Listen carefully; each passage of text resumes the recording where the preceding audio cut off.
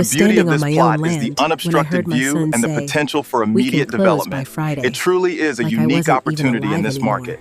As you There can were see on the strangers tablet, the walking appraisal across came the in grass slightly my above husband had asking. died That's protecting a encouraging. realtor, We are ready to pointing at accept the your trees offer. like they Wonderful. were It's a pleasure already doing sold. business with you. Don't My you daughter dare smiled sign at that. them, not at me.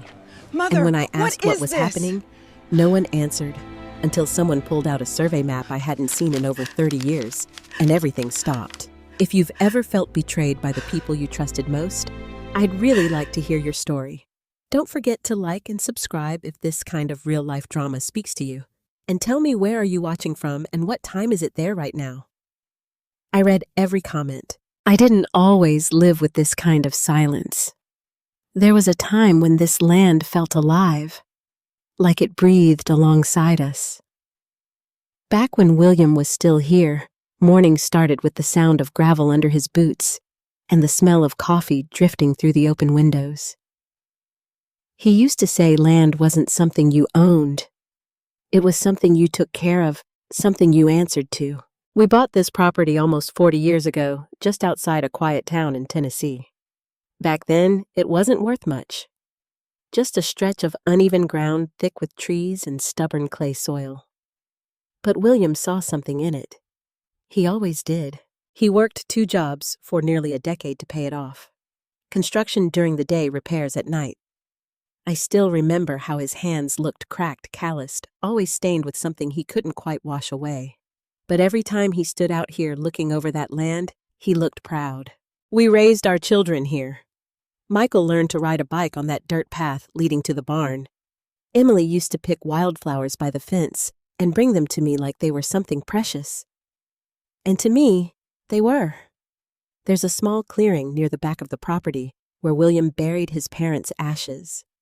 He never made a big ceremony out of it. Just stood there one evening, quiet, holding the urns. I stood beside him holding his hand, and we said goodbye together. That place isn't marked on any map. No sign, no stone. But I know exactly where it is. And William did something else most people never knew about. Years before he passed, he spent weeks going through old records, hiring a surveyor, walking the boundaries himself. I asked him once why he was so focused on it.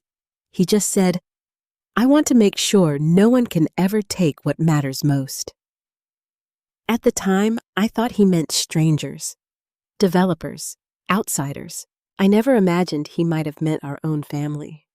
After William died, everything changed slowly at first. Michael started visiting less. When he did come around, he talked more about opportunities than memories.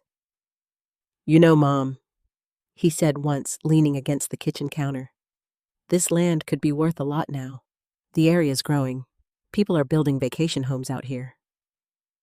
I smiled politely, stirring my tea. "Your father didn't buy it for that." Michael sighed like I was being difficult. Times change. Emily was gentler, but in some ways that made it worse. She'd sit beside me, hold my hand, and talk about how hard it must be to manage everything alone. "You don't have to carry all this anymore, Mom," she'd say softly. "You deserve to rest." At first, I thought it came from a place of care. But then the conversation started shifting. It wasn't about helping me anymore. It was about what would happen. Eventually, "We should start thinking ahead," David added one evening, his voice measured, careful. "Estate planning, avoiding complications later." I remember looking at him and thinking how strange it was that he spoke like a lawyer even when he was just sitting at my dinner table. "I'm still here," I said quietly. No one answered that. Grace. My granddaughter was the only one who seemed uncomfortable. She'd glance between her parents and me like she could feel something was off, but didn't know how to say it. One afternoon, I overheard Michael on the phone outside. He didn't know I was near the window. "Yeah, she's still holding on to it," he said. "But it's just a matter of time. We're working on it. Working on it." That was the first time something cold settled in my chest. After that, I started noticing small things. Documents left on the table when I walked into the room, then quickly shuffled away. Conversations that stopped when I entered. Emily asking casual questions that didn't feel casual at all. "Do you remember where all the original paperwork is, Mom? Have you ever thought about simplifying things? Wouldn't it be easier if someone helped manage everything?" It wasn't just concern anymore. It was strategy. And still, I tried to give them the benefit of the doubt. They were my children. I told myself I was imagining things, that grief had made me suspicious, that maybe they were just trying to help in the only way they knew how. But deep down, something didn't feel right. One evening, as the sun was setting over the trees, I walked out to that clearing where William's parents rested. The air was still the kind of quiet that presses against your ears. I stood there for a long time. "I don't understand what's happening," I whispered, and for the first time since he'd been gone, I felt something close to fear. Not fear of losing the land, but fear of losing the people I thought would protect it with me. That night, I went back into the house and locked the file cabinet where we kept all the original documents. I hadn't done that in years. It felt unnecessary before. Now it felt like the only thing I could still control. What I didn't know, what I couldn't have known, was that by then, my family had already started making moves behind my back. Plans I hadn't agreed to, promises I hadn't heard, and deals that were already beginning to take shape, without me. The next morning, I woke up with a feeling I couldn't shake. It wasn't anger. Not even fear. It was something quieter. Something heavier. The kind of knowing that settles into your bones before your mind has caught up. I made my coffee the same way I always did, 2 scoops, a little too strong, just the way William liked it. I stood by the kitchen window, looking out at the stretch of land that had once felt like home. That morning, it felt exposed, like something had already been taken from it. Around mid-morning, I heard a car pull into the driveway, then another. I frowned, setting my cup down slowly. I wasn't expecting anyone. When I stepped outside, I saw a woman standing near the edge of the yard, clipboard in hand, sunglasses resting on top of her head. She looked professional, polished. The kind of person who belonged in offices, not out here in the dirt and grass. 2 other people, strangers, were walking a few steps behind her, looking around with interest, admiring, evaluating, like they were already imagining what they could turn it into. "Excuse me?" I called out, my voice steady but firm. "Can I help you?" The woman turned quickly, her expression shifting into a practiced smile. "Oh, you must be Mrs. Langley," she said. "Hi, I'm Karen Mitchell. We spoke briefly on the phone last week." I stared at her. "No," I said. "We didn't." Her smile faltered just slightly. "Oh," she said, glancing down at her clipboard. I might have spoken with your son Michael. He mentioned everything had been discussed." Everything had been discussed. I felt something tighten in my chest. "What exactly do you think has been discussed?" I asked. Karen hesitated now, clearly sensing something was off. "Well," she said carefully, "we've been coordinating with your family regarding a potential sale of the property. These buyers are very interested, and today was scheduled as a walkthrough before finalizing the offer." Finalizing the offer. The words echoed in my mind like something distant and unreal. "I haven't agreed to sell anything," I said. The 2 strangers stopped walking. Karen blinked, clearly confused. "I'm sorry. Your son assured us that you were on board. He said paperwork was already in motion." Of course he did. I looked past her, scanning the property, and then I saw them.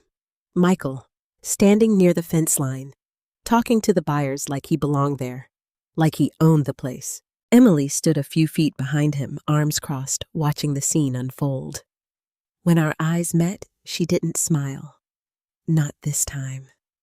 I walked toward them slowly, each step heavier than the last. "Michael," I called out. He turned, and for a brief moment, something like surprise flickered across his face, but it disappeared just as quickly. "Mom," he said as if this were all perfectly normal. "You're up early." "I could say the same to you," I replied. The buyers shifted awkwardly, sensing the tension. "What is this?" I asked, gesturing around me. "Why are there strangers on my land being told it's for sale?" Michael sighed like I was the one making things difficult again. "We talked about this," he said. "No," I said firmly. "You talked?" I said no. He rubbed the back of his neck, clearly irritated. "You said you needed time." "I said I wasn't signing anything." "That's not the same thing." David's voice cut in as he approached from behind, as calm and controlled as ever. "There are steps that can be taken to move things forward, while details are being finalized." I looked at him. "Without me?" "On your behalf," he corrected. The difference in wording didn't make it any better. Karen stepped closer, lowering her voice slightly. "I'm sorry, I don't want to intrude, but if there's a misunderstanding, we can reschedule." "There's no misunderstanding," I said. "There's a problem." Michael's jaw tightened. "Mom, you're overreacting." "Am I?" I asked quietly. "Because from where I'm standing, it looks like you're trying to sell something that isn't yours." "It's family property," he shot back. "It's my property." The silence that followed felt sharp. The buyers exchanged a glance. Karen shifted uncomfortably, clearly realizing she'd been pulled into something far more complicated than she'd expected. "I was told," she said cautiously, "that you might be having some difficulty managing things. That your son had authority to assist." There it was. The thing I hadn't wanted to hear out loud. I turned slowly toward Michael. "You told them that I asked." He didn't answer right away. That was answer enough. Emily stepped forward now, her voice softer, almost pleading. "Mom, it's not like that. We were just trying to make things easier. You've been under a lot of stress." "Don't!" I said, cutting her off. Something in my tone must have surprised her, because she fell silent immediately. "You don't get to decide what I can handle," I continued, "and you don't get to tell people I'm not capable of making my own decisions." David stepped in again, trying to smooth things over. "No one is saying that. We're just trying to ensure everything is handled properly. By taking it out of my hands. By helping you." I shook my head slowly. "This isn't help," I said. "This is control." Karen cleared her throat, her professionalism now replaced with caution. "I think it might be best if we pause this showing until everything is clarified." The buyers nodded quickly, clearly eager to step out of the tension. Michael turned toward her, frustration now openly visible. "We had an agreement," with who she interrupted gently. "Because from what I'm seeing, the owner hasn't given consent." Owner. The words settled something inside me. For a moment, no one spoke. Then David placed a hand on Michael's arm, pulling him slightly back. "Let's not escalate this here," he said quietly. Michael pulled his arm away. But he didn't argue. "Not here. Not in front of witnesses." Karen gathered her things quickly, offering me a small apologetic nod, before guiding the buyers back toward their cars. "I'll follow up once things are clearer," she said. I didn't respond. I just watched as they left. The engines started one by one, tires crunching over gravel as they drove away. And just like that, the scene that had felt so surreal moments before disappeared, leaving only us. Family. Standing in the middle of something that no longer felt like family at all. Michael turned back to me, his expression colder now. "You just cost us a serious opportunity," he said. I met his gaze. "No," I replied. You did. Emily looked between us, her face pale. This didn't have to go like this, she whispered. I took a slow breath. You're right, I said. It didn't. I turned and walked back toward the house without another word. But as I reached the door, I realized something that made my hands tremble just slightly. They hadn't just been talking. They hadn't just been planning. They had already moved forward, farther than I ever imagined. And if they were willing to bring strangers onto my land, then there was no telling how far they were willing to go next. I didn't go back inside right away. Instead, I stood on the porch, my hand resting lightly on the doorframe, watching the last of the dust settle where the cars had been. The air felt different now, disturbed like something sacred had been walked over without permission. Because it had. For years, this land had been quiet. Not empty, but peaceful. Every tree, every fence post, every worn path held a memory. Now it felt like all of that had been reduced to numbers on a page, square footage, potential value, future development. And worst of all, my own children were the ones holding the measuring tape. When I finally stepped back inside, the house felt colder than it had that morning. Not physically colder, but hollow, like something had shifted in the foundation. I went straight to the hallway where the old file cabinet stood. It was still locked. That gave me a small, temporary sense of control. I reached into my pocket and pulled out the key, the metal cool against my fingers. For a moment, I just held it there, staring at the cabinet, remembering how many years those drawers had sat untouched. Back when trust was something we didn't question.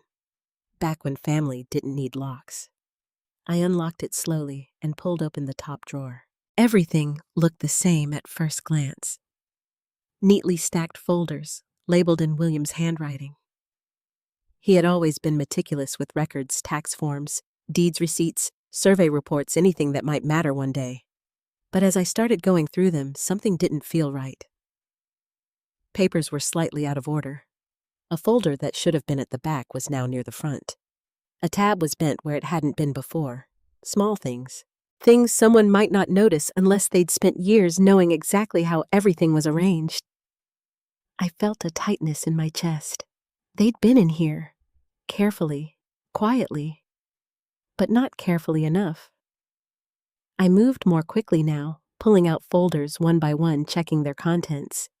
The main deed was still there. Tax records, insurance documents, all present. But then I reached the folder labeled Survey 1989. I froze. It was there, but thinner. I opened it. The original survey map, the one William had insisted on keeping separate from the rest, was missing. For a moment, I couldn't breathe. That map wasn't just a piece of paper. It was something William had spent weeks overseeing. I remembered him walking the property lines with the surveyor measuring distances, marking boundaries with a kind of precision that had seemed excessive at the time. Just in case, he'd said when I asked why it mattered so much. Just in case. My hands began to shake slightly as I checked the rest of the folder. Copies were still there. Notes, but not the original. I closed my eyes for a second, steadying myself. They didn't take everything. They took what they thought they needed. Which meant they were looking for something specific. Something important. Something they believed would give them control. I leaned back against the wall, trying to piece it together. Michael had said paperwork was already in motion. David had brought a full legal packet to dinner. Karen had mentioned documents being prepared. And now the original survey was gone. It wasn't just planning anymore. It was execution. A quiet knock on the door pulled me out of my thoughts. I turned, my heart still racing. When I opened it, Emily stood there. Alone. Her expression was softer now, almost fragile. The sharp edge from earlier had faded, replaced with something that looked closer to regret. "Can I come in?" she asked. I hesitated, then stepped aside. She walked in slowly, looking around the house like she hadn't been there in years, even though she'd been here just days before. Her eyes lingered on small things: the old clock on the wall, the framed photos, the worn edges of the furniture. "I didn't want it to happen like that," she said quietly. "Like what?" I asked. "This morning." I crossed my arms, not out of anger, but to keep myself steady. "Then how did you want it to happen?" She didn't answer right away. "That's not fair," she said finally. I let out a small breath. "No, Emily. What's not fair is finding out my children are trying to sell my land behind my back." "We're not trying to hurt you," she insisted, her voice rising just slightly. "We're trying to help you move forward. Forward to what I asked. A smaller house? A different life. One where everything your father built is just gone. It's just land." She said the words, slipping out before she could stop them. The silence that followed was heavier than anything we'd said before. I looked at her, really looked at her, and for a moment I didn't see the little girl who used to bring me wildflowers. I saw someone who didn't understand what she was willing to lose. "It was never just land," I said quietly. Her eyes softened, but she didn't look convinced. "We can't keep holding on to the past forever, Mom." "This isn't about the past," I replied. "It's about respect." She swallowed, glancing down at her hands. "Michael thinks you're going to make things harder than they need to be," she said carefully. "Michael doesn't get to decide what's hard for me." She nodded slightly, like she expected that answer. Then she looked back up at me, something uncertain flickering in her eyes. "You should at least talk to David," she added. "He understands the legal side. There are things you might not realize, ways this could be handled whether you agree or not." That sentence landed differently. Slower, sharper. "Whether I agree or not," I repeated. Emily hesitated. "I didn't mean it like that," she said quickly. But she had, and now I understood something I hadn't fully grasped before. They weren't just hoping I would change my mind. They were preparing for the possibility that I wouldn't. And they believed they had a way to move forward anyway. I walked past her and back toward the file cabinet. She followed, watching, as I opened the drawer again and pulled out the survey folder. "It's missing," I said. Her brow furrowed. "What is the original survey?" She blinked, genuinely confused. "I don't know anything about that. Maybe she didn't, but someone did." I closed the drawer, slowly locking it again. When I turned back to her, my voice was calm. Too calm. "Tell your brother," I said, "that whatever he thinks he's doing, he doesn't understand this land as well as he thinks he does." Emily studied my face, trying to read something I wasn't ready to show. "Mom, I mean it," I said. She hesitated a moment longer, then nodded. And as she walked out the door, I realized something that made my chest tighten all over again. They had taken something they thought would give them power, but they didn't know what they had missed. And neither did I. Not yet. That night, I didn't sleep much. Every time I closed my eyes, I saw Michael standing on the land, like it already belonged to him. I heard Emily's voice. "It's just land." And underneath it all, something deeper kept echoing in my mind. They took the survey. Not all of it, just the part they thought mattered, which meant they believed they understood what that document represented. But William had never done anything halfway. And that was the one thought that kept me steady. The next morning, I made a decision. If they were going to play this game quietly, then I needed to stop reacting and start understanding. I needed to know exactly what they thought they had, and more importantly, what they didn't. I picked up the phone and called the only person I could think of who might still remember the details of that old survey. "Thomas," I said when he answered. There was a pause on the other end, then a warm, surprised laugh. "Well, I'll be," he said. "Robert Langley. It's been a long time." Thomas Reed had been one of William's closest friends. They'd worked together for years long before we ever bought the land. If anyone knew what William had been thinking back then, it would be him. "I need your help," I said. Something in my voice must have told him this wasn't a casual call. "Tell me when and where," he replied without hesitation. By midday, I was driving into town. I hadn't made that drive in weeks, maybe months. The roads felt familiar, but distant, like something from another life. Fields rolled past the window's fences, stretching into the distance, the quiet rhythm of Tennessee unchanged. But I wasn't the same person making that drive. I parked outside a small office building near the county records center. Thomas was already waiting by the entrance, leaning against the railing, his hands tucked into the pockets of his worn jacket. He looked older, of course. So did I. But when he saw me, his expression softened in a way that made something in my chest loosen just a little. Robert, the pockets of his worn jacket. He looked older, of course. So did I. But when he saw me, his expression softened in a way that made something in my chest loosen just a little. "Robert," he said, pulling me into a brief hug. "You okay?"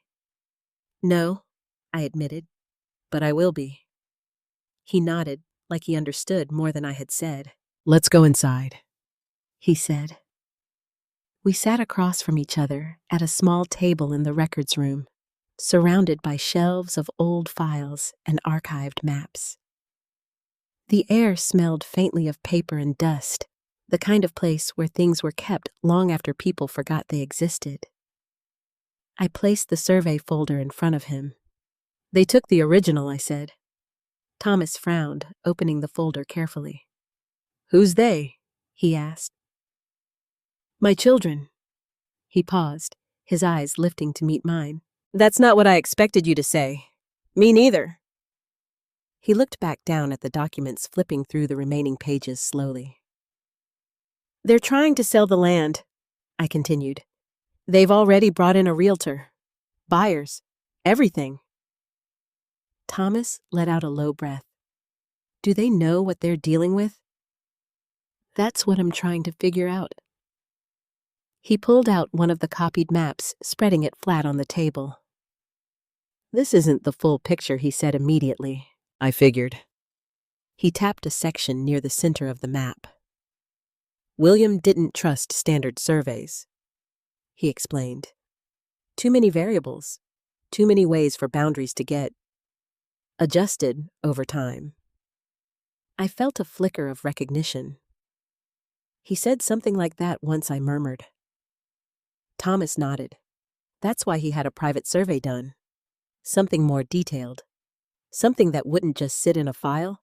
It would hold up if anyone ever tried to challenge it." My heart started to beat a little faster. "And the one they took," I asked. "That's probably the simplified version," Thomas said. "The one that shows general boundaries." My heart started to beat a little faster. "And the one they took," I asked. "That's probably the simplified version," Thomas said. "The one that shows general boundaries. Simplified enough to look official," he clarified, "but not enough to tell the whole story."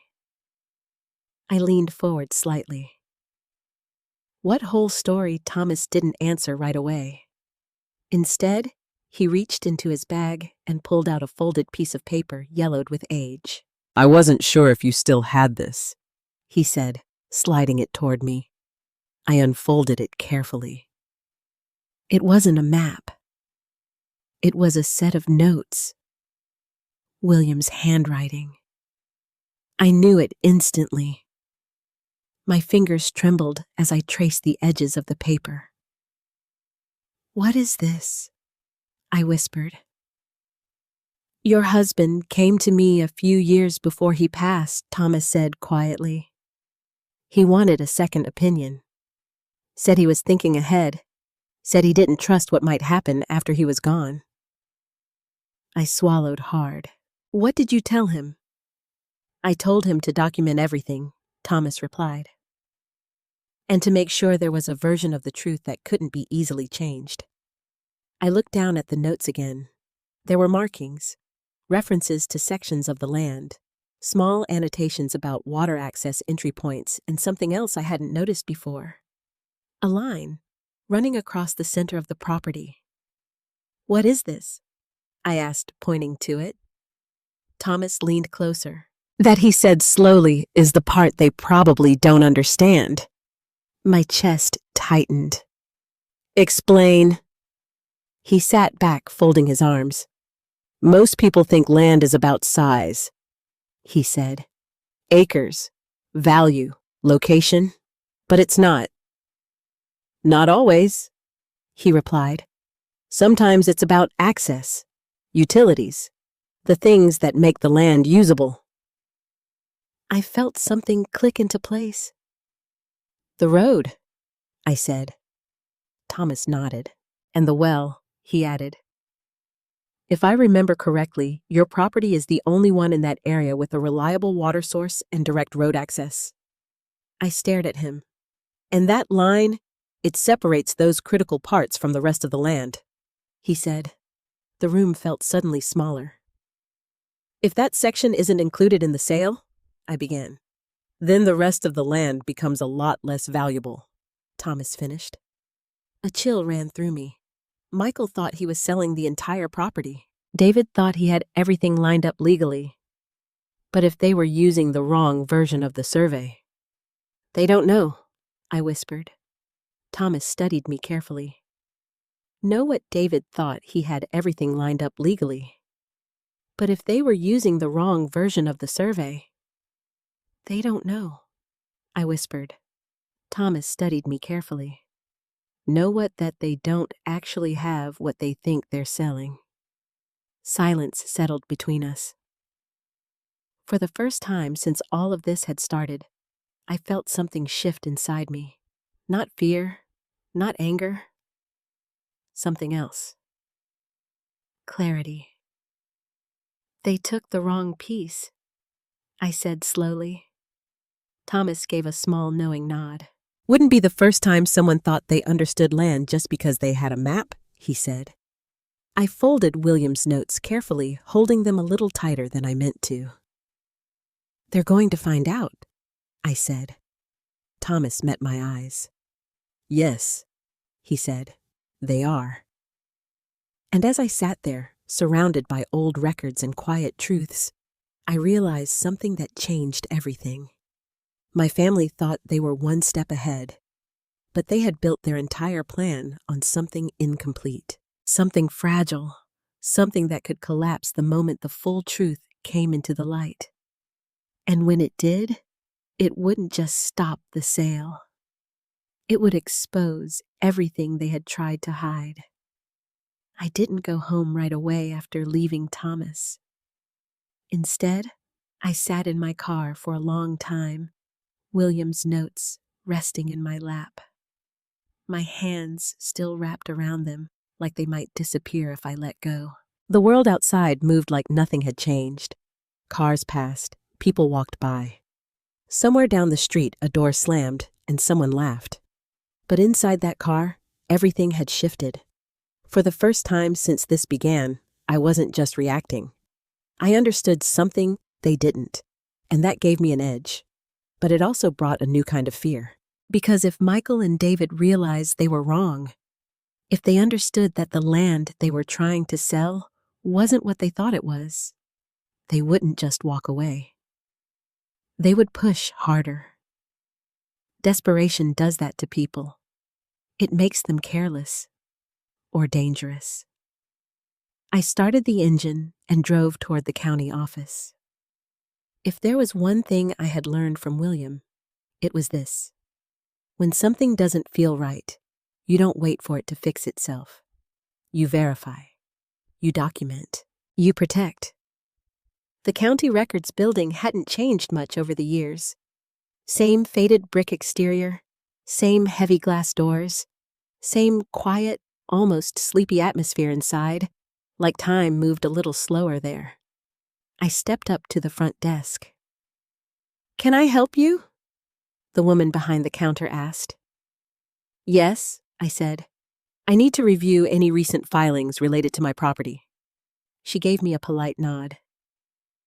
"Name, Robert Langley." She typed for a moment, her fingers moving quickly over the keyboard. Then she paused, just for a second. Something in her expression changed. "Give me one moment," she said, standing up. That wasn't a good sign. I waited, my heartbeat picking up again, watching as she disappeared into a back office. When she returned, she wasn't alone. A man in his 50s, neatly dressed, carrying a thin folder, walked beside her. "Mrs. Langley?" he asked. "Yes." "I'm Daniel Harris, one of the clerks here. Do you have a few minutes?" "I do," I said, though something told me I might not like what he had to say. He gestured toward a small side office. "Let's talk privately." The door closed behind us with a soft click. Daniel sat across from me, placing the folder on the desk between us. "I want to be very clear," he began, his tone careful. "What I'm about to show you is part of the public record, but the situation is unusual." My hands tightened slightly in my lap. "Unusual how?" He opened the folder and turned it toward me. Inside were documents, legal forms, familiar language. Too familiar. "An application for power of attorney?" I said slowly. He nodded. "Submitted just days ago." My stomach dropped. By whom, I asked, though I already knew the answer. "Michael Langley," he said. "Of course." I forced myself to keep reading. The document stated that I was unable to manage my own financial and property decisions, that I required assistance, that my son was requesting legal authority to act on my behalf. My vision blurred for a moment. "They're trying to declare me incompetent," I whispered. Daniel didn't respond immediately. "Not formally," he said after a pause. "But this is a step in that direction."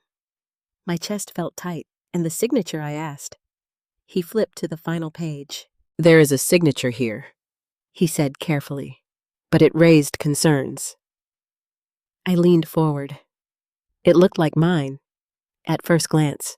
Same curves, same shape, but something about it felt off. Too perfect. Too copied. "I didn't sign this," I said. "I believed that might be the case," Daniel replied, "which is why I wanted to speak with you directly." I looked up at him. "Why?" "Because if this proceeds, he said it could give your son significant authority over your property, including the ability to enter into contracts." Sell. The word hung unspoken between us. My hands went cold. "They've already started the process," I said. "Yes," he confirmed, "but it hasn't been finalized. Can they do it without me?" He hesitated. "Not legally," he said. "But they can try to argue that you've already consented, especially if they present supporting documentation, like the survey, the missing one." I felt something harden inside me. "They don't have everything," I said quietly. Daniel studied my face. "What do you mean?" I leaned back slightly, choosing my words carefully. "I mean, I said they're building a case based on incomplete information."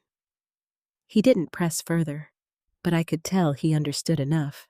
"If you believe this filing is fraudulent," he said, "you have the right to contest it. Immediately." "I will," I said, "and I would strongly recommend," he added, "that you consult with a property attorney as soon as possible." I nodded slowly. I plan to. He closed the folder, sliding it back toward himself. You'll note your objection in the file, he said. That will prevent any immediate action while the matter is reviewed. Thank you, I said. And I meant it, because without that pause, they might have gotten exactly what they wanted. When I stepped back outside, the air felt sharper, clearer, like something had finally come into focus. They weren't just pushing. They weren't just planning. They were trying to take control of everything, quietly, legally. And if Daniel hadn't caught it, if I hadn't come in today, I might not have known until it was too late. I stood on the sidewalk, William's notes still folded in my hand, and looked out at the road ahead. For a long time, I had believed that the worst thing that could happen was losing the land. But now, I understood something deeper. This wasn't just about property. It was about my voice, my choices, my right to decide what happened to the life William and I had built together. And my own children had tried to take that from me, not with force, not with anger, but with paperwork, with signatures, with quiet decisions made behind closed doors. I took a slow breath. They thought they were being careful. They thought they were being smart. But they had made one mistake. They had assumed I wouldn't fight back. And as I stood there, the truth settling into place, piece by piece, I realized something they hadn't considered. I wasn't the same woman they thought I was. Not anymore. Because now I wasn't just protecting land. I was protecting everything it stood for. And I was done staying silent. I didn't tell Michael what I had learned. Not right away. That would have been the easy thing to do, walk straight into his house, lay the truth out in front of him, and watch everything unravel. But something in me held back. Because this wasn't just about proving him wrong. It was about understanding how far he was willing to go. And more importantly, how much he had already done. So, instead, I went home. And for the first time in years, I opened every single box William had ever labeled. The attic smelled like dust and time. I hadn't been up there since the winter after William passed. Back then, I couldn't bear to touch anything that still carried his handwriting, his organization, his presence. Now, I climbed the narrow wooden steps slowly, each creak echoing louder than it should. The light flickered on overhead, revealing rows of old storage bins, file boxes, and stacked folders. Everything was exactly where he had left it. That was the thing about William. He believed in preparation, even for things that might never happen. I moved to the corner where the oldest boxes were kept records from before we even built the house. I knelt down, brushing dust off the top of one marked simply Property Original. My heart tightened. I opened it carefully. Inside were older documents than anything I'd seen in the cabinet downstairs. Deeds, handwritten notes, early drafts of agreements, and more maps than I remembered ever seeing. I pulled them out one by one, laying them across the floor. Some were worn at the edges. Some had notes scribbled in the margins. Some had dates going back further than I expected. And then I found it, folded tightly tucked beneath a stack of unrelated papers. Not labeled, not obvious, almost hidden. The original survey. But not the one Michael had taken. This one was different. Heavier paper, more detail. Additional markings layered on top of the standard lines. William's markings. My breath caught as I unfolded it. This wasn't just a map. It was a plan. There were notes written in the margins, arrows pointing to specific areas, and small annotations that connected sections of the land in ways I had never noticed before. The line Thomas had mentioned it was there, but now I could see everything around it. The well, the access road, the central clearing, and something else. something I hadn't understood until that moment. The land Michael was trying to sell wasn't actually usable without what William had protected. I sat back slowly, the weight of it settling over me. They had taken the visible piece, the one that looked official. But they had missed the foundation. And without it, their entire plan was built on nothing. A sound downstairs pulled me out of my thoughts. The front door opening. Voices. I froze. I hadn't expected anyone. I moved quietly toward the attic stairs, the survey still in my hands. "She's here," Emily's voice said. "I know," Michael replied. I stepped down slowly, each movement careful, controlled. When I reached the bottom, they were both standing in the living room. David was there too, all three of them. That wasn't a coincidence.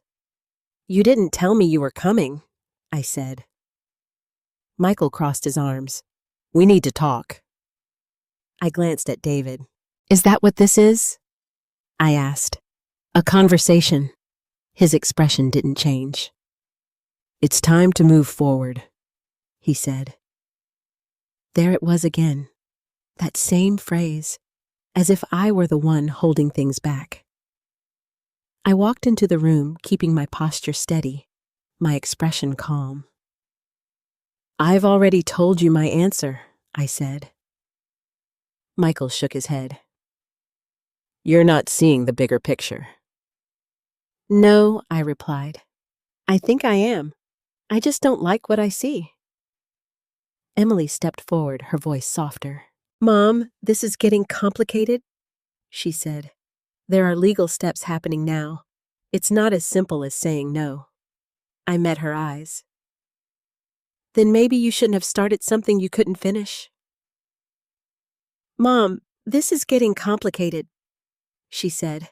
"There are legal steps happening now. It's not as simple as saying no." I met her eyes. "Then maybe you shouldn't have started something you couldn't finish." Michael's jaw tightened. "You're making this harder than it needs to be," he said. "And you're making decisions you don't understand." That stopped him. "Just for a second. What does that mean?"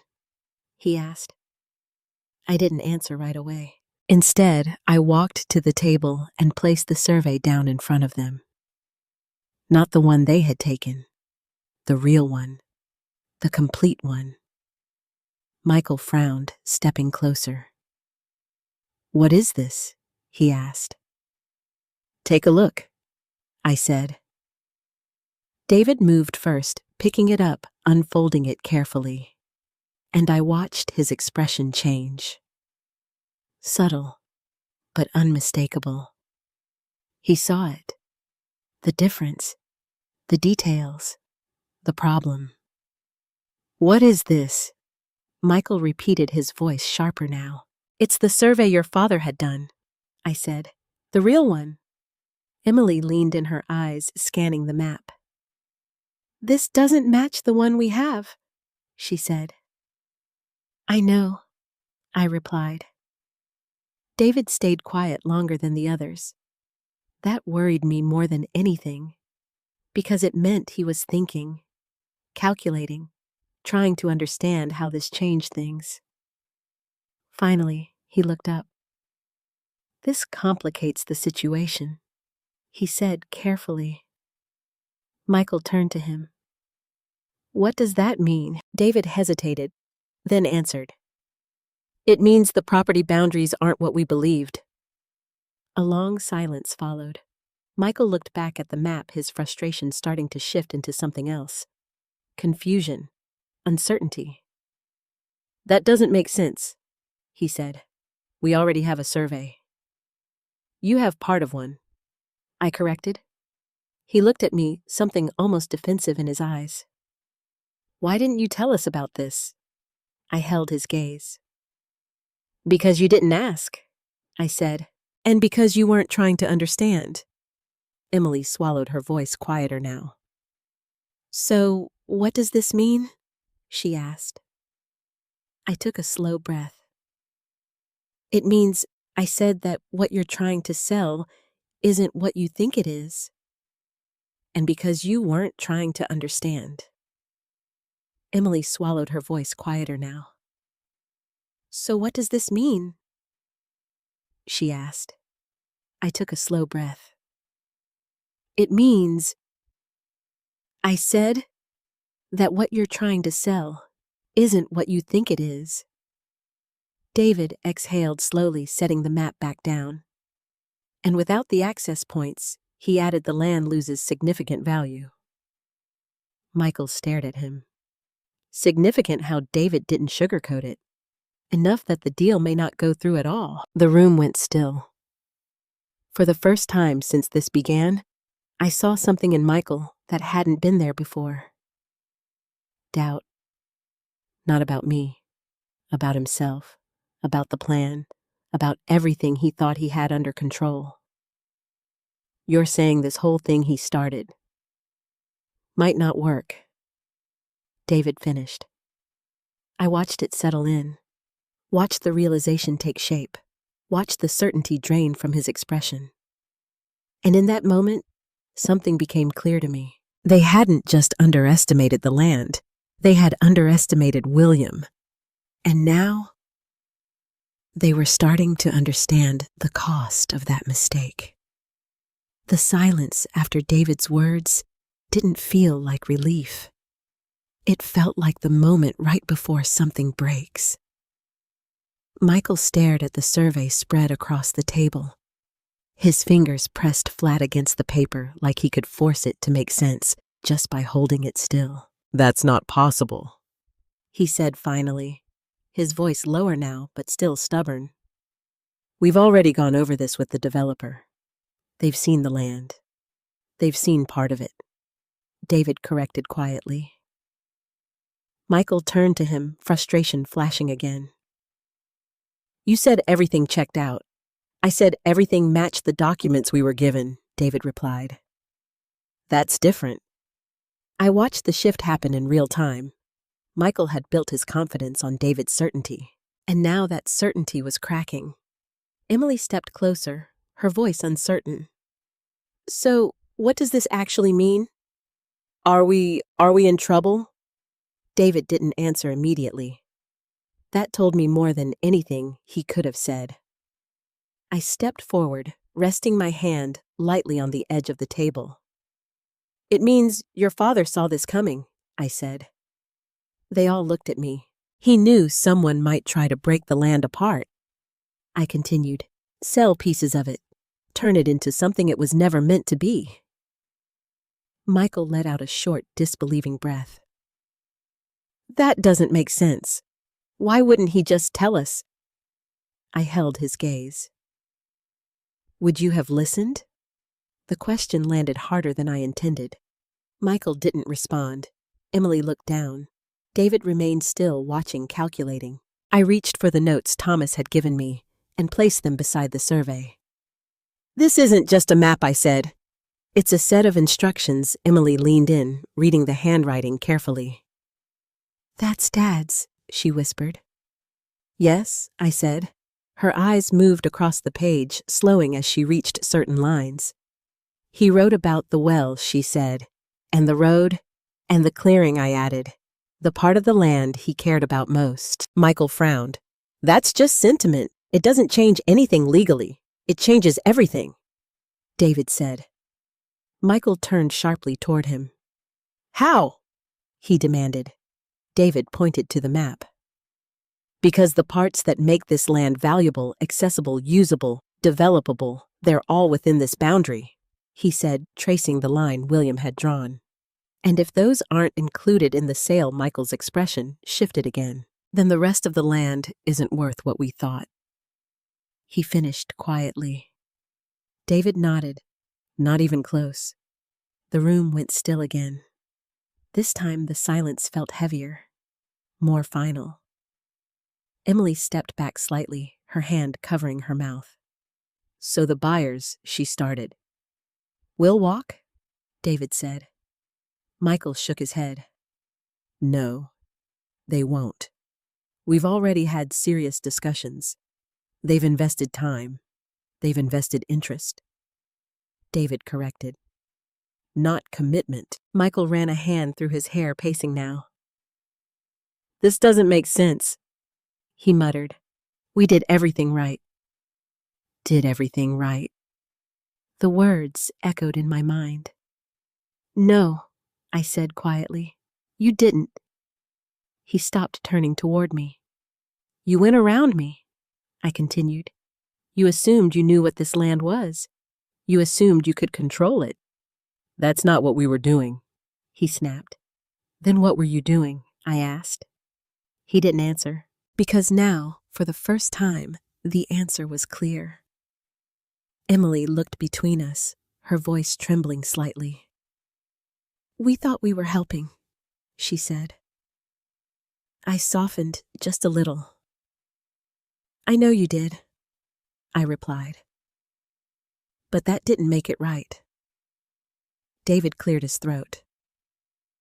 There's something else, he said. All of us turned toward him. What? Michael asked.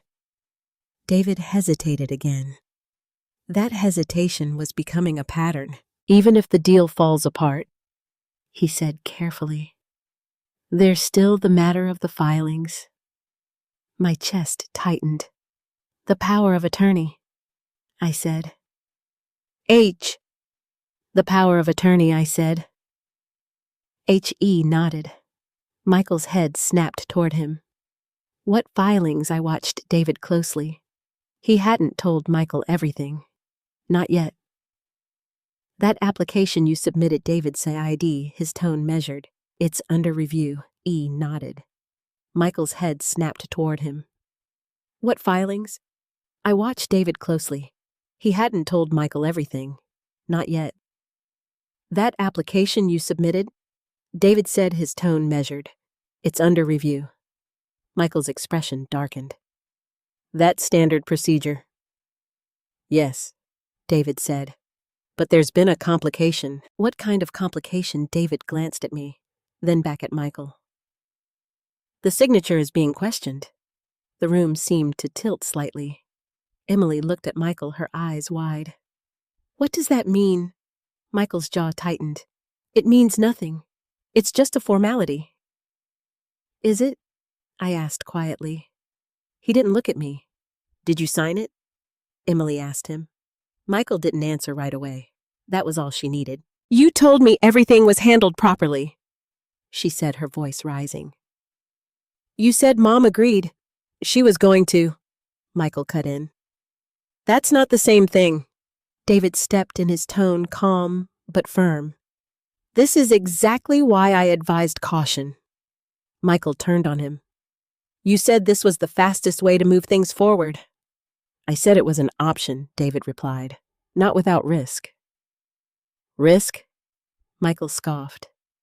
You didn't mention anything about this falling apart because of a map? This isn't about the map, David said. This is about incomplete information on multiple levels. The tension in the room was building now, thick and sharp. I stayed where I was, watching it unfold. For so long, I had been the one on the outside.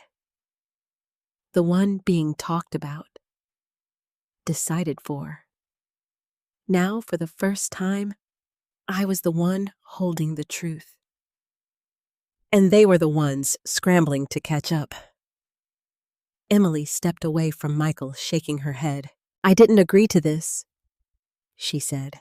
I thought we were just helping Mom. I didn't know about the signature. Michael looked at her frustration, turning into something closer to desperation. It was just paperwork, he said. Everyone does it this way. No, I said quietly.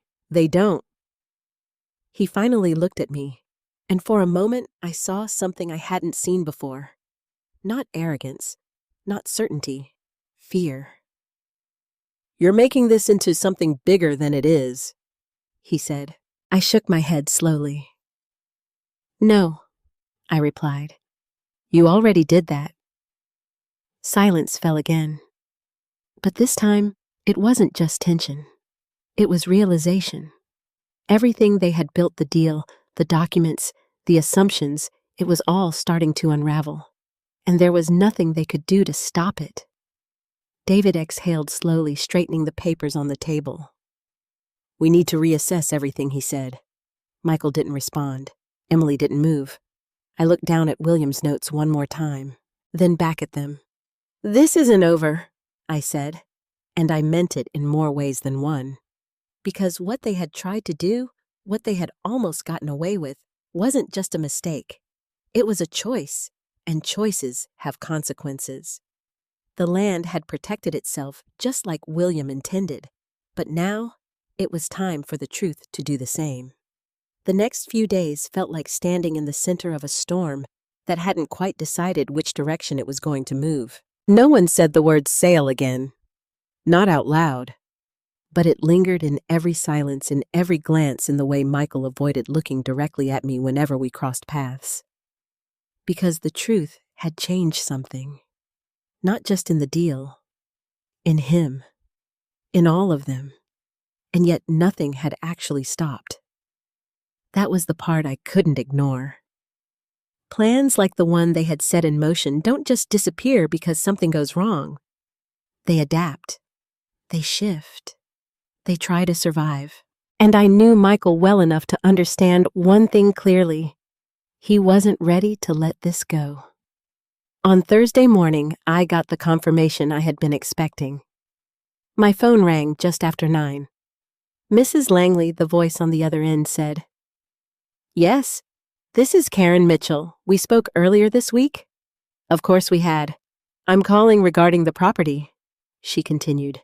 "There's been some confusion on our end, and I wanted to clarify where things stand." I stepped outside onto the porch, closing the door behind me. "What kind of confusion?" I asked. A brief pause. "The developer has requested updated documentation," she said, "specifically regarding the survey boundaries." I let that settle for a moment. They didn't already have that, I asked, even though I knew the answer. "They had what your son provided," Karen said carefully. "But after our last visit, they want to verify everything before moving forward." Smart. Cautious. Exactly what they should have been from the beginning. "And what did your son tell them?" I asked. Karen hesitated. "That the situation is being handled," she said. "But they're not comfortable proceeding without confirmation from you." I almost smiled. For the first time, someone in this situation was asking the right person. "Then I suggest you listen to that instinct," I said. There was another pause. "I understand," she replied. "Would you be willing to meet with the developer directly? Clear things up?" I looked out across the land. The same trees, the same open stretch of ground. But everything felt different now. "Yes," I said finally. "I would." The meeting was set for the following afternoon. Michael showed up early. Of course he did. He was standing in the driveway when I pulled in, pacing back and forth like he was trying to burn off the tension in his body. When I stepped out of the car, he stopped. "We need to talk before they get here," he said. I closed the door behind me, taking my time. "We've already talked," I replied. "Not like this," he insisted. I walked past him toward the house. "If you have something to say, say it," I said. He followed me. "This is getting out of hand," he said. "You're making it harder than it needs to be." I turned to face him. "And you're still acting like this is yours to control." His expression tightened. "It's not about control," he said. "It's about making a smart decision. For who? For all of us." There it was again. That same justification. That same belief that what he wanted was somehow the right thing for everyone. I shook my head slowly. "You keep saying that," I said. "But you never ask what I want." He let out a frustrated breath. "Because what you want doesn't make sense," he said. The words hung in the air, heavy, sharp. I felt something inside me go very still. "Say that again," I said quietly. He hesitated, then didn't repeat it. That told me enough. Before I could respond, another car pulled into the driveway, then another. The meeting had begun. Harrison Development Group arrived with 2 representatives, a man named Charles Whitaker and a younger associate who stayed mostly quiet taking notes. David arrived shortly after, his expression serious-focused. Emily came last, her face pale, her movements slower than usual. No one spoke as we gathered inside. The tension was too thick, too real. Charles placed a folder on the table, opening it carefully. "Mrs. Langley," he said, his tone respectful, measured. "Thank you for agreeing to meet." I nodded. "I think we all understand there have been some discrepancies," he continued. "That's one way to put it," I said. He gave a small, polite smile. "We'd like to review the property boundaries together," he said. "Make sure we're all working with the same information." David stepped forward, placing the corrected survey on the table. "We are now," he said. Charles studied the map closely.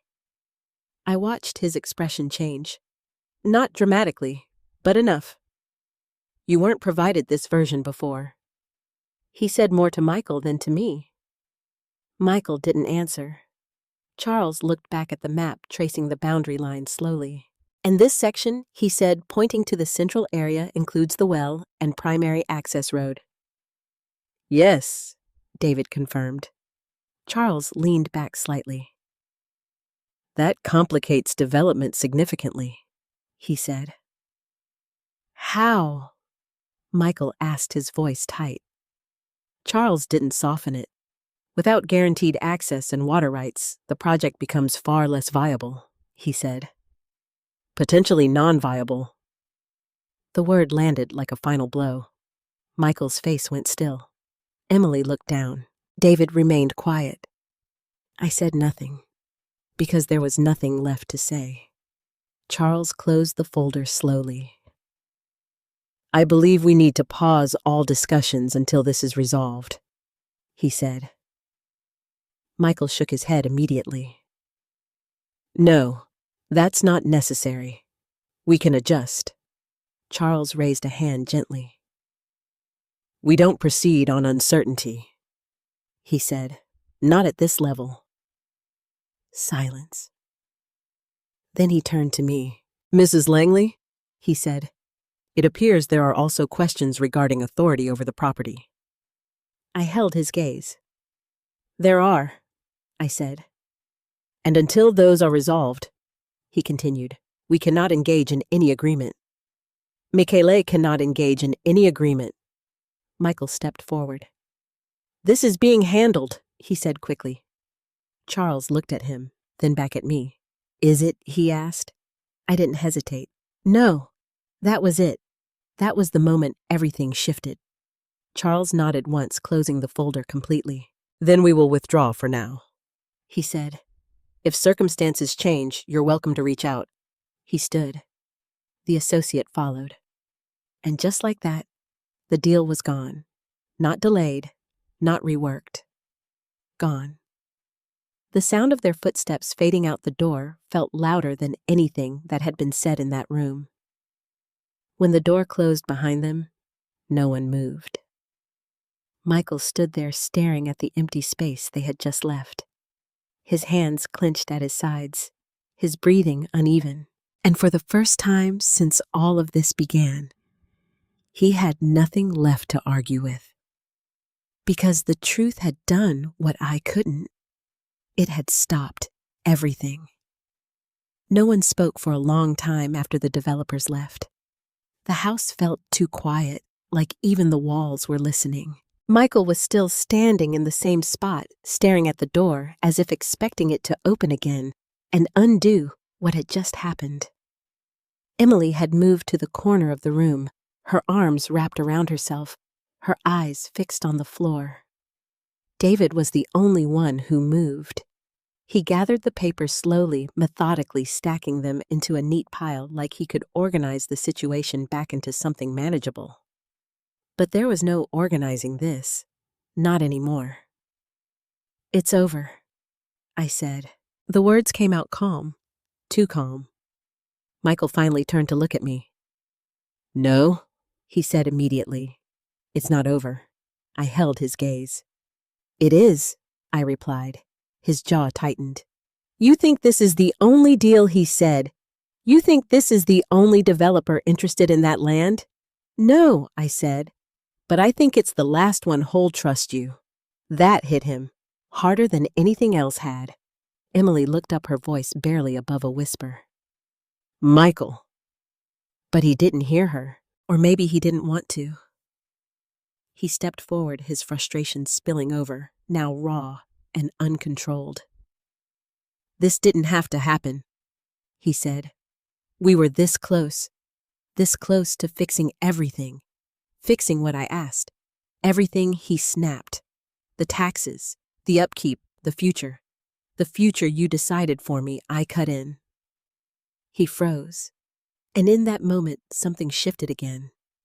Not in the situation, in him. Because for the first time, he didn't have an answer ready. Emily stepped forward slowly. "Michael, we didn't fix anything," she said quietly. "We made it worse." He shook his head, running both hands through his hair. "No," he muttered.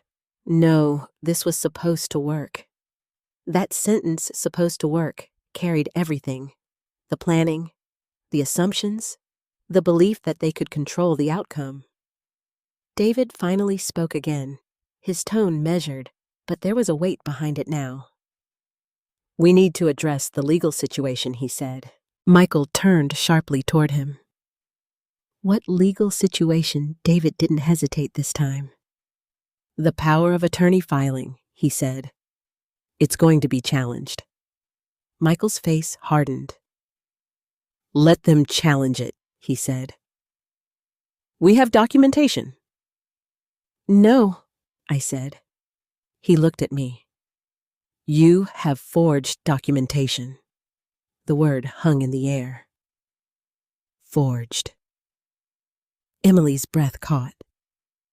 David closed his eyes briefly, like he had expected this moment, but still wished it hadn't come.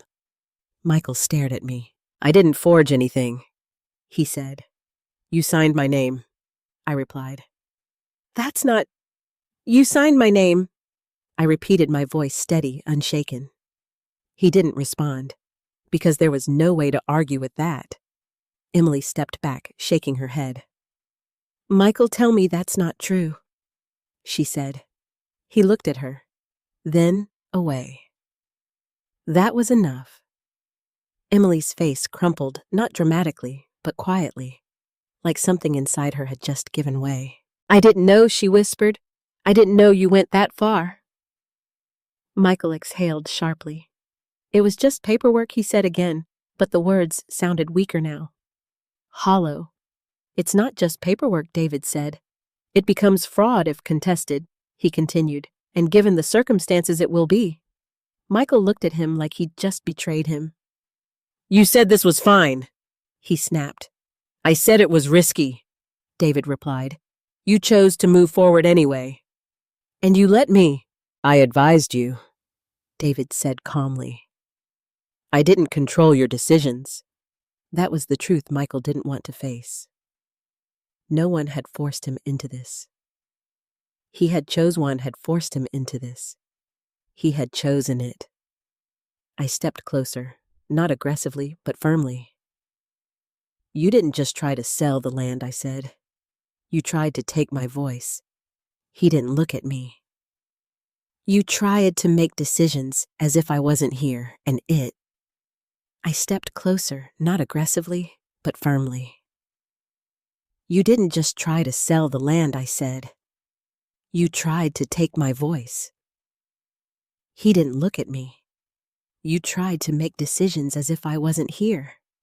Still, no response. "You told people I wasn't capable," I continued, "that I couldn't manage my own life." Emily let out a quiet sob. David said nothing. Michael's hands clenched at his sides.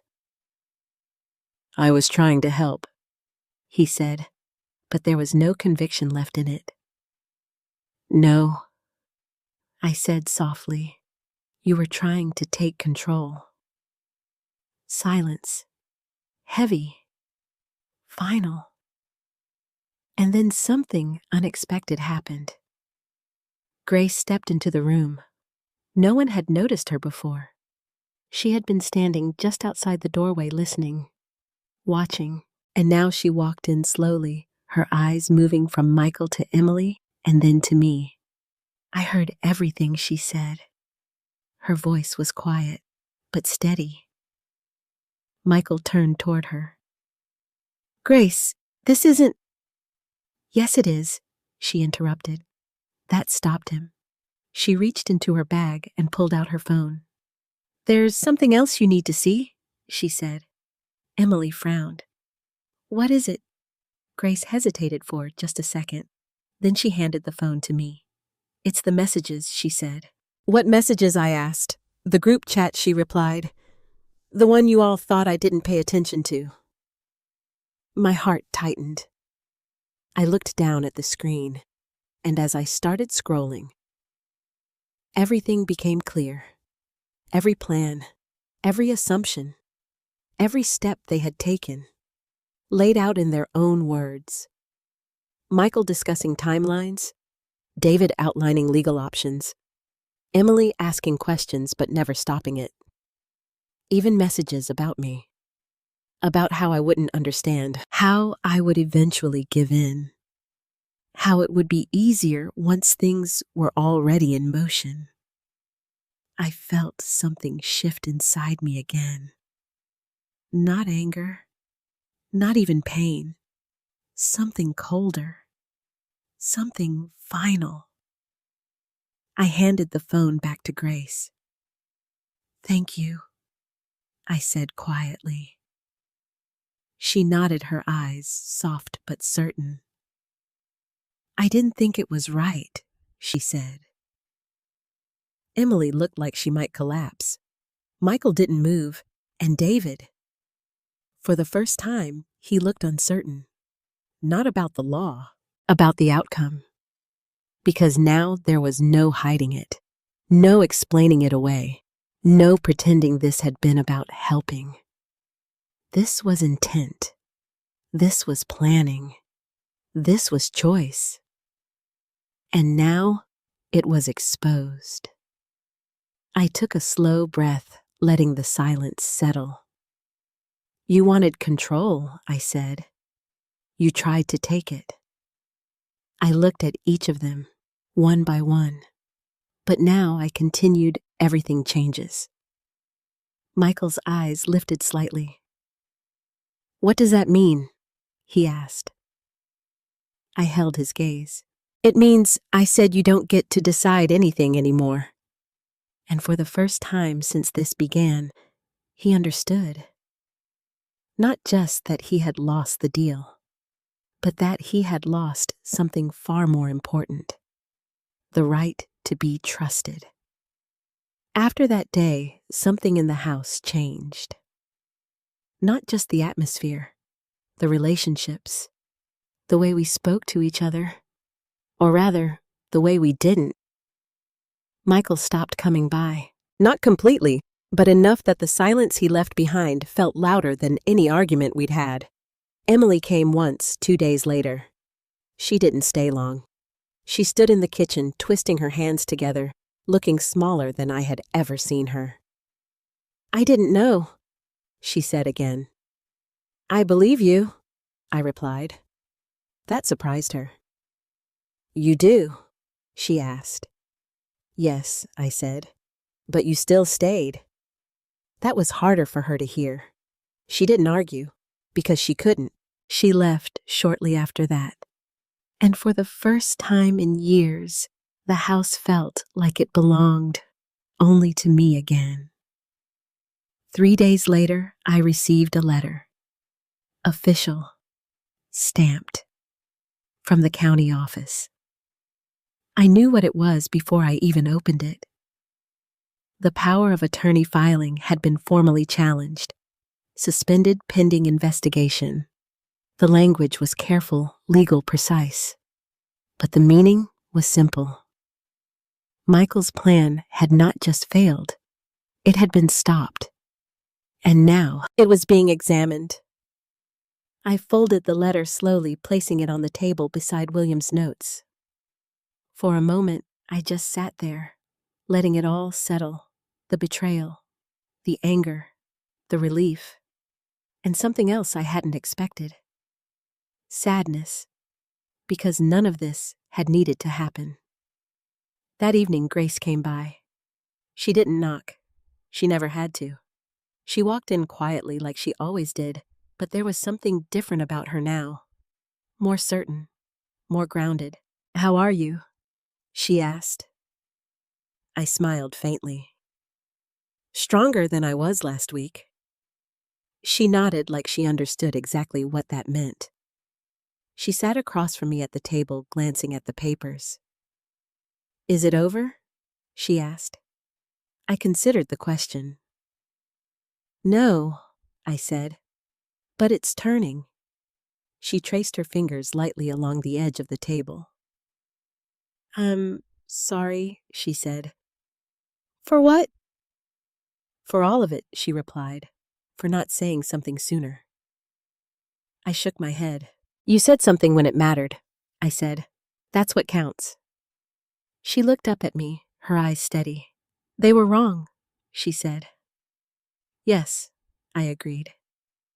"But they're still your family." That was the last thing she said. "They're still your family." That was the harder truth. I leaned back slightly, exhaling slowly. "Family doesn't mean you accept everything they do," I said. "It means you decide what you allow." Grace nodded, absorbing that. "I don't want to be like that," she said. "You won't be," I replied. "Because you saw it." She smiled, just a little. And in that moment, I felt something I hadn't felt in days. Hope.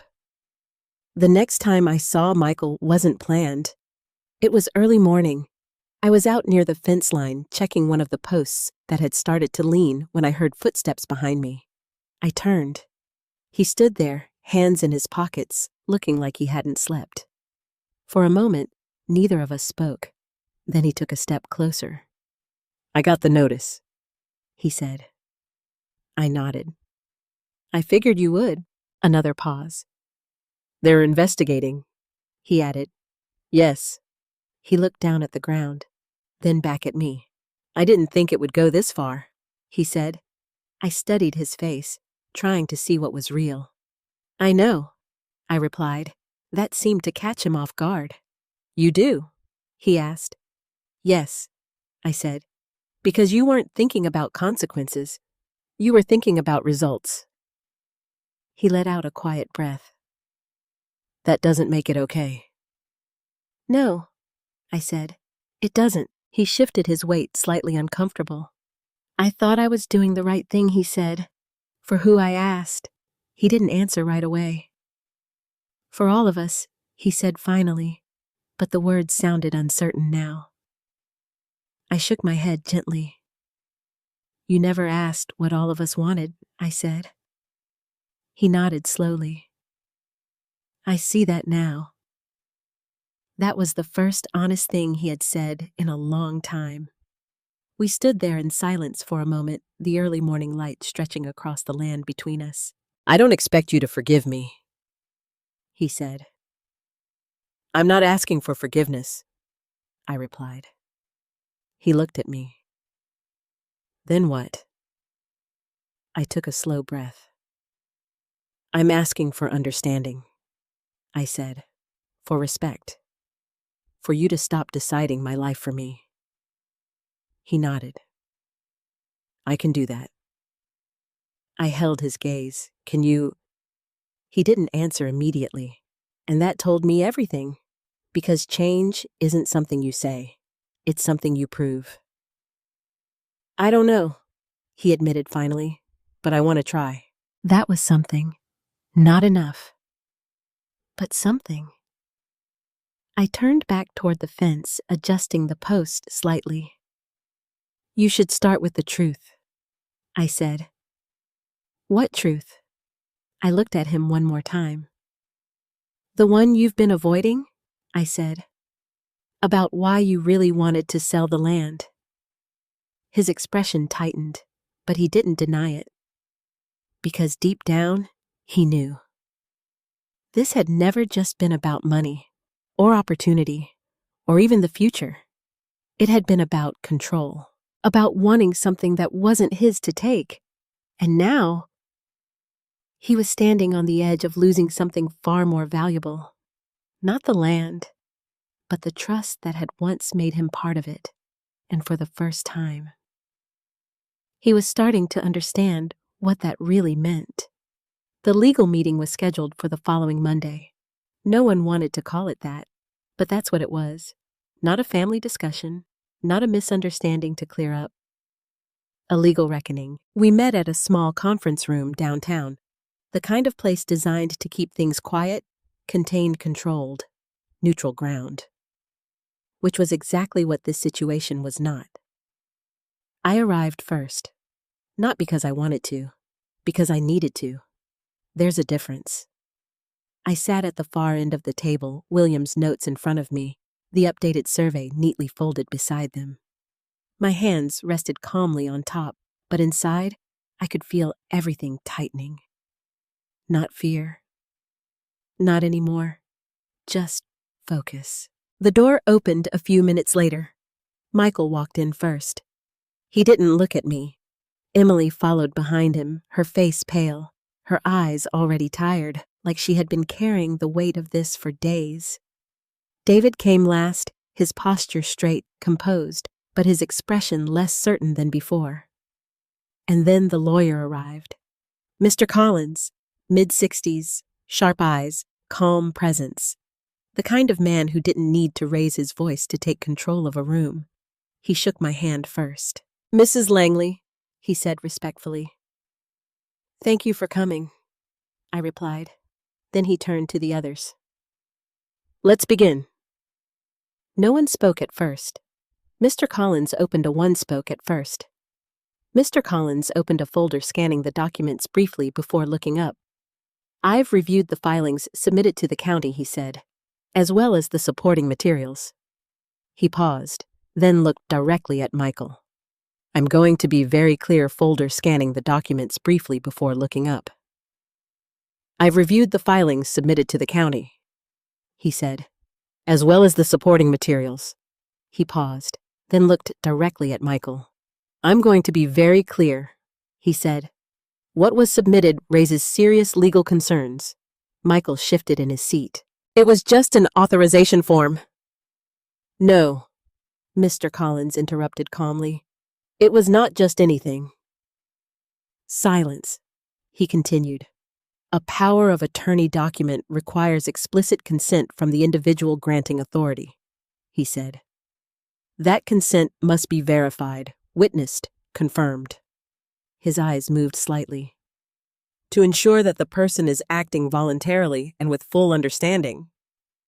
Emily looked down. David remained still. Michael said nothing. Mr. Collins turned the page in the file. "In this case," he continued, "the signature appears to be inconsistent with verified examples." I felt my chest tighten, not from shock, but from hearing it spoken aloud. Formal. Documented. Real. And beyond that, he added, there is evidence suggesting that the document was submitted under the assumption that Mrs. Langley was unable to manage her own affairs. He looked at me, then back at Michael. "Is that correct?" Michael hesitated, then nodded just slightly. "I believed it was necessary," he said. "That's not what I asked," Mr. Collins replied. Another pause. "Yes?" Michael admitted. Emily Clapause. "Yes," Michael admitted. Emily close-setted her eyes briefly. Mr. Collins leaned back in his chair. "That assumption has no legal standing based on the information available," he said. Michael's voice came out sharper now. "So, what does that mean?" said her eyes briefly. Mr. Collins leaned back in his chair. That assumption has no legal standing based on the information available, he said. Michael's voice came out sharper now. So, what does that mean? It means, Mr. Collins said evenly, that the document is invalid. The word landed clean. Final. Invalid. Michael stared at him. And the signature, he asked. Mr. Collins didn't soften it. If challenged formally, it could be considered fraudulent. Emily's breath caught. David shifted slightly in his seat. Michael's hands clenched on the table. I wasn't trying to commit fraud, he said. Intent does not erase outcome, Mr. Collins replied. That was the moment everything changed. Not emotionally, legally, because now it wasn't just a family matter. It was a matter of accountability. Mr. Collins turned toward me. Mrs. Langley, you have the right to pursue this further, he said. You could file a formal complaint. I nodded slowly. I understand. Michael looked at me then. Finally. What are you going to do? He asked. The question hung between us, heavy, real. And for a moment, I didn't answer. Because I needed to choose carefully, not just what I wanted, but what this meant. For me, for him, for everything that came after. I took a slow breath, then spoke.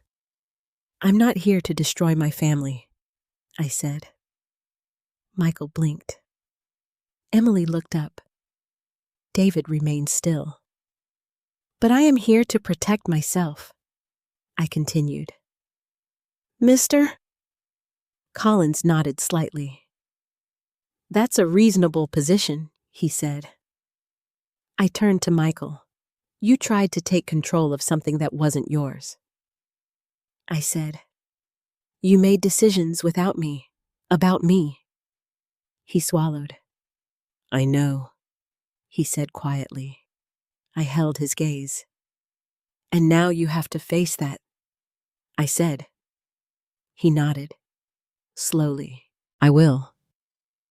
For the first time, I believed he might mean it.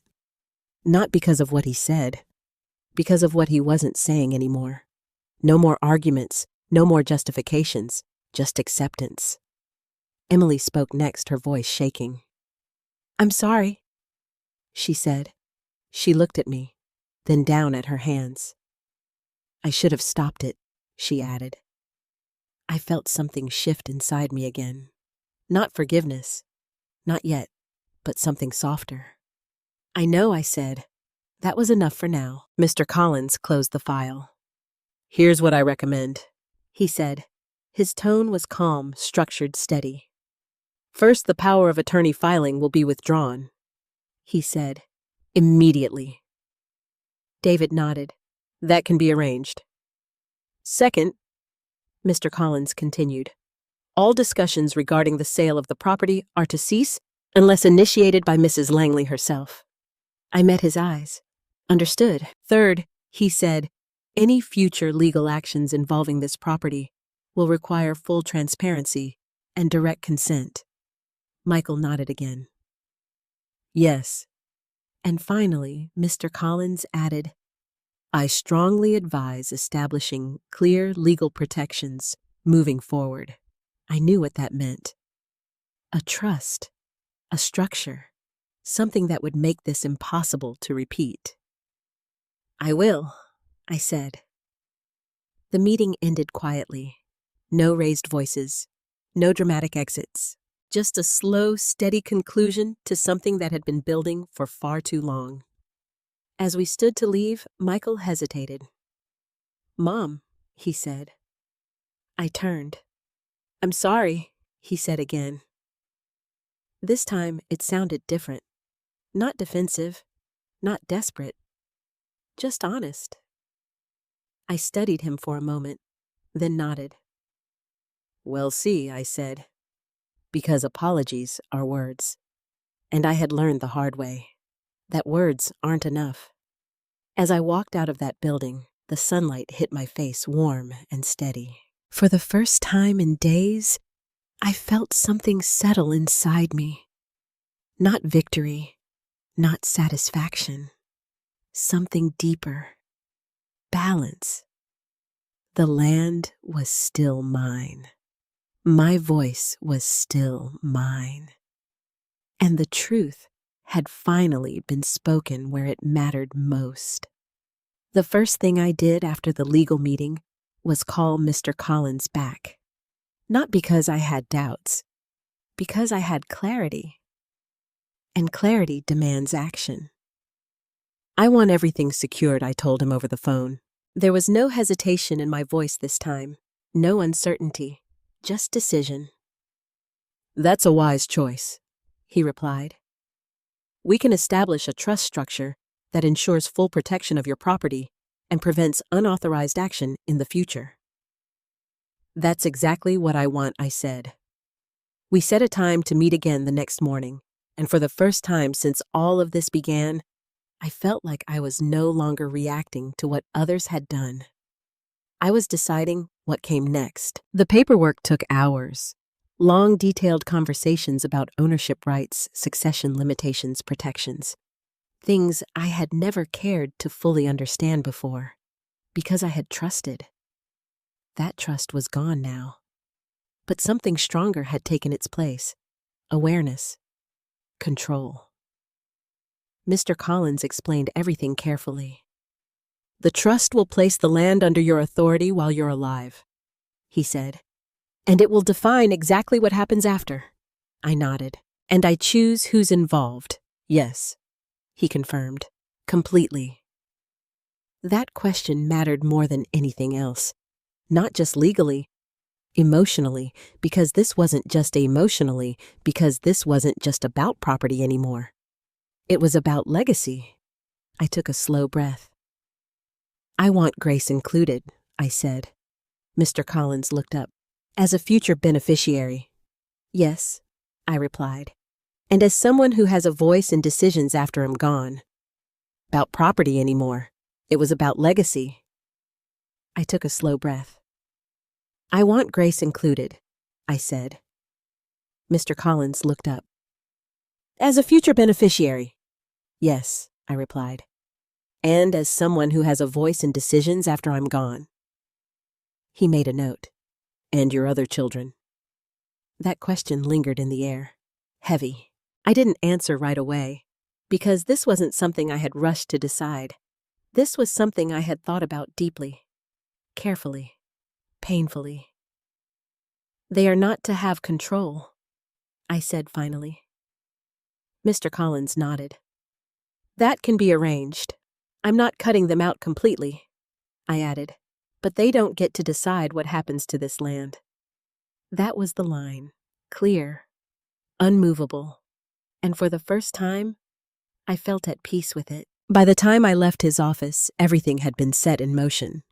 Documents filed, protections established, boundaries drawn not just on paper, but in my life. And when I stepped back onto the land that afternoon, something felt different. Not changed, restored. The wind moved through the trees the same way it always had. The sunlight fell across the clearing, just like it had the day William first showed me this place. Nothing about the land itself had shifted, but I had. I walked slowly toward the back of the property, to the quiet place where William had laid his parents to rest. I hadn't come here since everything started. Not come here since everything started. Not because I didn't want to, because I needed to come here when I was ready. And now, I was. I stood there for a long time, letting the silence settle around me. I understand now, I said softly, not to anyone in particular, but somehow, because I didn't want to, because I needed to come here when I was ready. And now, I was. I stood there for a long time, letting the silence settle around me. I understand now, I said softly, not to anyone in particular, but somehow to him, to the man who had seen all of this coming long before I ever did. You weren't just protecting the land, I continued. You were protecting me. The truth of that hit deeper than anything else had, because this wasn't just about property lines, or legal documents, or control. It was about dignity, about making sure that no one, not even family, could erase your voice. And William had known. He had prepared for it, even when I hadn't. I closed my eyes for a moment, letting the weight of everything settle. Then I opened them again. And this time, I felt steady. Emily came by a few days later. She knocked this time. That alone told me something had changed. I opened the door slowly. She stood there, nervous, uncertain, but not defensive. "Can I come in?" she asked. I stepped aside. She walked in carefully, like she was afraid to disturb something fragile. "I heard about the trust," she said. "I expected you would," I replied. She nodded. "I'm not here to argue," she said quickly. I wanted to understand." That mattered, more than she probably realized. "Then ask," I said. She took a breath. "Why Grace?" she asked. The question wasn't bitter, just honest. I met her eyes. "Because she told the truth," I said. Emily looked down. "I could have done that," she said quietly. "Yes," I replied. "That was the hard part." She swallowed. "I didn't," she admitted. "No," I said. Silence. Then she looked back up at me. "I'm sorry," she said. This time it wasn't rushed. It wasn't defensive. It wasn't about fixing something quickly. It was real. "I know," I said, and I did.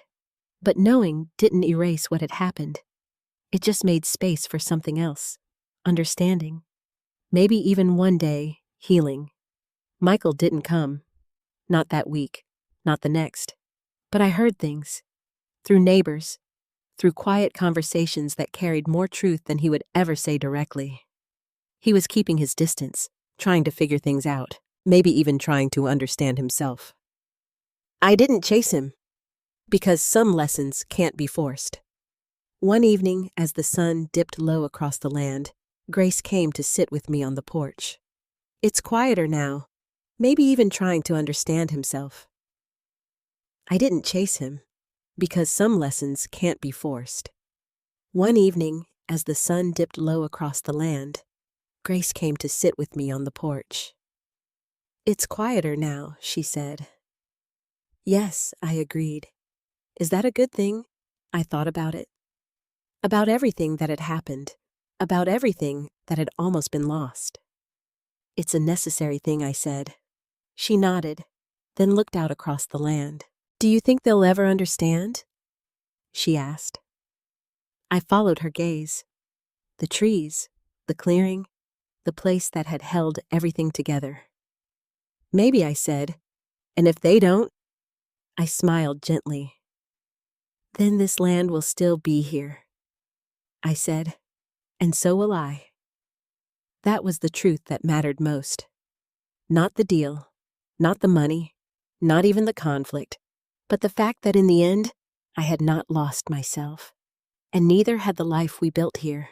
It's strange how quiet everything becomes after a storm passes. Not the kind of quiet that feels empty, the kind that feels earned. Weeks went by, then months.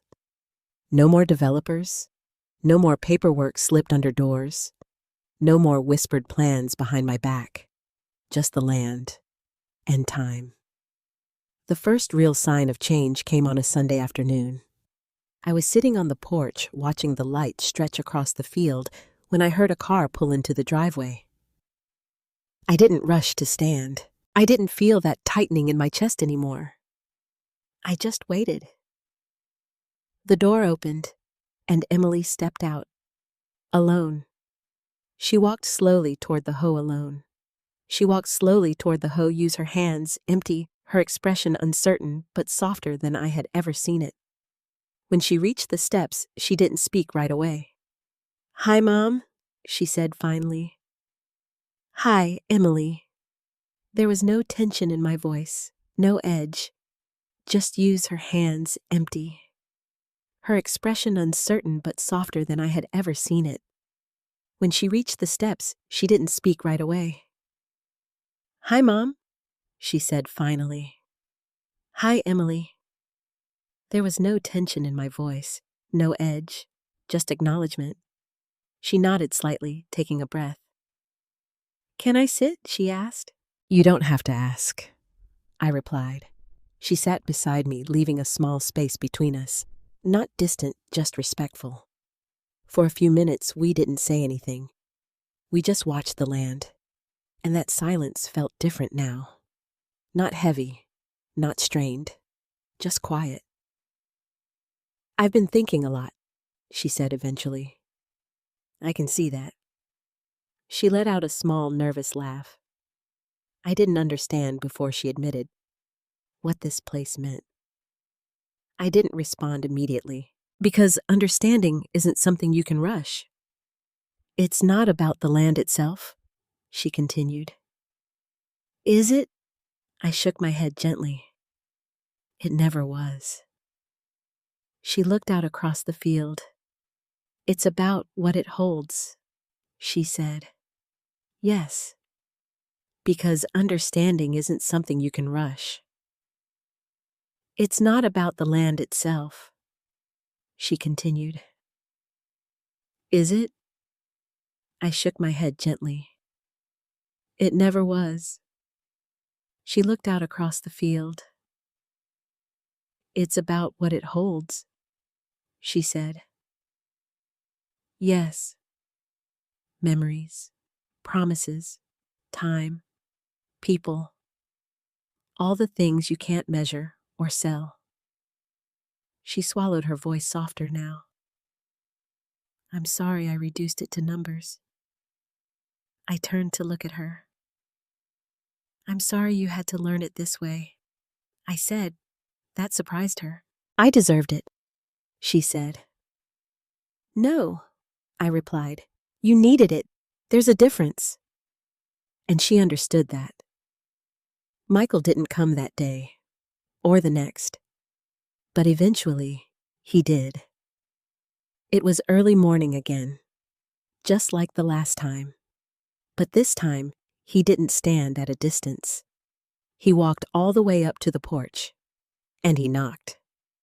That mattered. I opened the door slowly. He looked different. Not physically. Something else. Less certain. More aware. Mom, he said. Michael, he hesitated for a moment. I don't know how to fix this, he admitted. That was the first real thing he had said in a long time. You don't fix it all at once, I said. He nodded. I keep thinking about what you said, he continued. About control. I waited. I thought if I handled everything, if I made the decisions, I could protect the future, he said. And instead, I asked. I almost destroyed it. There it was. The truth. Not forced, not explained away. Owned. I stepped aside. Come in, I said. He walked in slowly, looking around the house like he hadn't seen it clearly in years. Everything's still the same, he said quietly. No, I replied. It's not. He looked at me. I am. That's what had changed. Not the walls, not the land. Me. He nodded slowly. I see that now. We talked for a long time that day. Not about the deal, not about the documents, about everything underneath it. Fear, pressure, expectations. The things that had pushed him into believing he needed to take control instead of asking for trust. It didn't excuse what he did, but it explained it, and sometimes that's where healing begins. I don't expect things to go back to how they were, he said. They won't, I replied. But I don't want to lose this, he added, glancing around. You already almost did, I said, gently. He nodded. I know. Silence. Then I spoke. But you're still here, I said, and that means something. His eyes softened. Thank you, he said. I didn't respond, because gratitude is good, but consistency is better, and that would take time. Months later, the land looked exactly the same, but everything about it felt different, stronger, protected. Not just legally, emotionally. I had placed it in a trust, set clear boundaries, ensured that no one could ever make decisions about it without my voice again. But more than that, I had reclaimed something I didn't even realize I had almost lost. Myself. One evening, as the sun dipped low and the sky turned that soft golden color William always loved, I walked out to the clearing again. The quiet place. The place that had held everything together through all of this. I stood there, letting the air settle around me, and I smiled. Not because everything was perfect, but because everything was real. The land was still here. The memories were still here, and so was I. I kept my promise. I whispered. And in that moment, I understood something that had taken me far too long to see. The survey didn't just save the land. It revealed the truth. About my family, about my strength, about the difference between control and care, and about what it really means to protect something that matters. Not by holding it tighter, but by standing firm enough that no one can take it from you. Later that night, I sat on the porch with Grace beside me. Do you think everything's okay now? She asked. I looked out across the land, then back at her. I think everything is honest now, I said, and that's better. She smiled, and I did too, because in the end, that's what this was always about. Not land, not money, not even family, but truth. And once truth has been uncovered, nothing can ever be hidden the same way again. What this story really teaches us is something many people don't realize until it's almost too late. The greatest losses in life don't always come from strangers. They often come from silent assumptions and the people we believe would never hurt us. Sometimes love gets confused with control. Sometimes helping becomes a way of taking over. And sometimes the people closest to us forget that respect is not something you earn once it's something you continue to show, especially when it matters most. But there's another side to this story too. It's never too late to stand up for yourself. No matter your age, your situation, or how far things have gone, your voice still matters. Your choices still matter. And the life you built, the memories you carry, the promises you keep, those things have value far beyond money. Setting boundaries is not selfish. It's not cold. It's not unloving. It's necessary. Because when you protect your dignity, you're not just protecting yourself, you're teaching others how to treat you. And sometimes, that's the only way real change begins. And maybe the most powerful truth of all is this: healing doesn't mean everything goes back to the way it was. It means moving forward with clarity, honesty, and strength. And maybe the most powerful truth of all is this: healing doesn't mean everything goes back to the way it was. It means moving forward with clarity, honesty, and strength, even if things look different. So, if you've ever been in a situation where you felt overlooked, controlled, or betrayed by someone you trusted, I want you to know you're not alone, and I'd really love to hear from you. Have you ever had to stand up for yourself against your own family? What would you have done in this situation? Leave a comment and share your thoughts. I read every single one. And if stories like this speak to you, don't forget to like and subscribe. It really helps the channel grow, and it means a lot to me to have you here.